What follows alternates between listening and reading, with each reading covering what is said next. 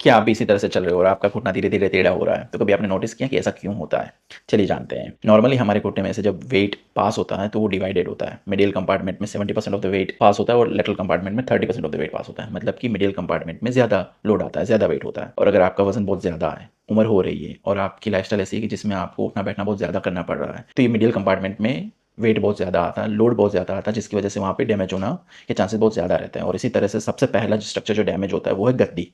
और आपके डॉक्टर ने आपको एक्सप्लेन किया होगा कि एक्स-रे में आपका गैप कम हो रहा है, स्पेस कम हो रही है। वो इसलिए हो रहा है क्योंकि आपकी गद्दी धीरे-धीरे खिस रही है, वो पतली हो रही है, जिसकी वजह से वो स्पेस कम हो जाता है। सेकंड स्टेज में आता है कार्टिलेज, जो जॉइंट सरफेसेस है, अब वो खिसना शुरू हो जाती है। और अभी भी आप इग्नोर करोगे तो वो जॉइंट सरफेसेस भी पूरी खिस जाती है और उसके बाद हड्डी भी खिसना शुरू हो जाती है और कभी-कभी वहाँ पे फ्रैक्चर्स भी हो जाता है। और इसी तरह से प्रोग्रेसिवली धीरे-धीरे आपका घुटना टेढ़ा होने लगता है।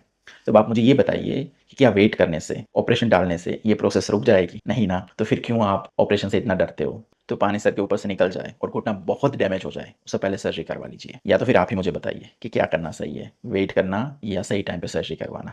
और इसी तरह से ऑर्थोपेडिक रिलेटेड नॉलेज को जानने के लिए प्लीज़ इस पेज को फॉलो कीजिए। Thank you.